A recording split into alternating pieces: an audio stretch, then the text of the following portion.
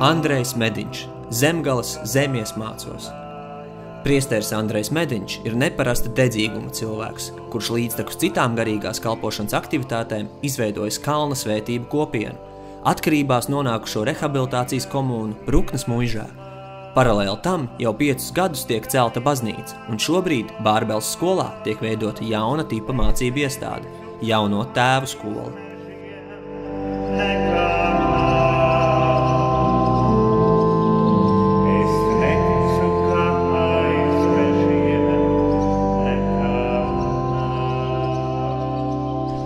Viss iesākās vairāk kā pirms 25 gadiem. Esmu Padomju Savienības laika bērnu pirmdzimis 8 bērnu ģimenē. Lai gan man vecāki jau ir mūžībā, joprojām es esmu viņam pateicīgs kā brāļu un māsas par to, ka viņi mums ir iemācījuši neprātīgu mīlestību pret cilvēkiem, pret dzīvi, pret dabu un pret darbu. Studējot teoloģiju, bieži staigājot pa Rīgu, Vecerīgu, pa tuneļiem, es pamanu ļoti daudz nelaimīgu cilvēku. Un starp tiem tie ir jaunieši, kas turpat mētājas uz zemes, nodūrušies, nodērušies, kas bomžo, prasa kaut ko, lai noziedo. Un es to nevarēju saprast, man likās, ka dzīve bija tur, kur es cīnījos, jo bija jau svarīgi izdzīvot. Bet sastopoties Latvijā tik daudz nelaimīgiem jauniešiem, kuru pamata problēma ne jau ir viņiem atkarība, bet tas, ka viņi nevienam nav vajadzīgi, nemīlēti, negribēti, atstumti. Un tā radās šī ideja un šī iekšējā vajadzība izveidot šo māju priekš jauniešiem, atkarībā nonākušiem cilvēkiem, kas ir zaudējuši gan cerību, gan prieku, un atgūt sevī šo brīnišķīgo sajūtu, ka es esmu brīnišķīgs un ka es esmu vērtība. Šī Bruknes muiža tā bija tajā laikā cūku ferma, lopu novietne. Mēs viņu noprovedzējām ar visām cūkām. Un tad no šīs pēdējās ēdamzāles es izdēmu pēdējās 17 sivēnmātes, un ar pirmiem 3 narkomāniem un 2 alkoholiķiem mēs sākam šīs vietas renovāciju sakārtot, lai šeit varētu izveidot šo mājokli jauniešiem. Un tā jau 25 gadus Bruknē šeit darbojas rehabilitācijas centrs atkarībā nonākušiem cilvēkiem, alkoholiķiem, narkomāniem, azartspēlniekiem.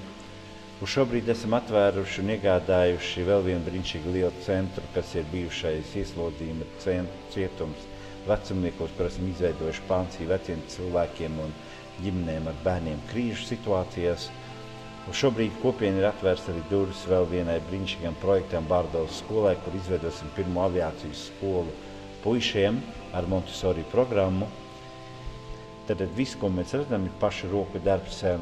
Nav nekas veidots kā pakaļdarinājums, jo muiža ir vietējās nozīmes objekts, un līdz ar to mēs saglabājam tikai fasādi.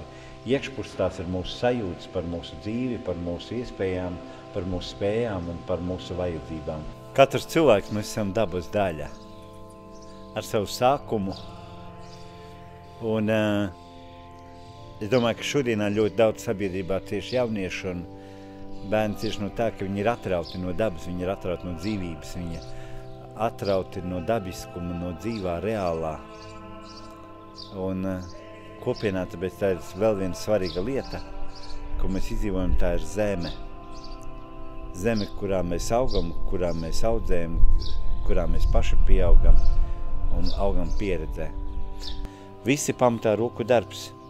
Šeit mēs iemācāmies izaugt un saprast, ka nekas dzīvē nerodas uz veikala plauktos, bet viss nāk no mums, caur mums.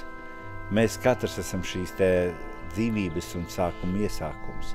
Šī baznīca, tad mazāk Bruknes kapela, šobrīd mums ir kā laba liecība Latvijai, kad, ja mēs kaut ko vēlamies, mēs spējam paši un vēl jau vairāk, mēs spējam izdarīt visu, ja mēs noticam tam, ka Dievs to var izdarīt arī caur mums.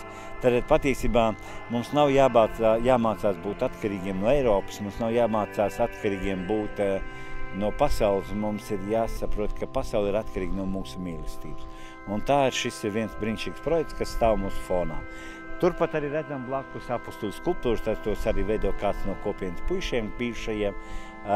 Arī altāri, ko mēs redzam atveidotais krusts, tas ir viss pašu roku darbs. No kurienes spēks, tas ir kapela, tas ir uz ceļiem. Lūkšanas laiks tas uzrāda, cik daudz patiesībā ir nemīlētu, negribētu, un pamestu lietu, cilvēku un vajadzību. Un lūkšanā tur es arī saņemu šo spēku. Otrā lietā ir daba. Man grūti ir iedomāties sevi pilsētā uz bruģiem starp akmeņiem un smirdīgu gaisu un troksni. Man ir vajadzīga dzīvība, un tā, lai šī dzīvība ir visapkārt. Un pēdējais tas ir ūdens. Man ir ļoti svarīgi ūdens katru dienu peldus un dzīvot šo harmonijā ar šo dabas ritmu, ar dabas dzīvi. Bet visa pamatavots tas ir Dievs mūsos, kas vēlas izlauties, kas vēlas mīlēt, kas vēlas piedot, kas vēlas glābt. Un tur es arī atklāju sevi kā mazu instrumentu, kā mazu zīmolu Dieva rokās. Un ne jau es daru, bet Dievs jau dara. Un viņš dara tik, cik es viņam vienkārši ļauju.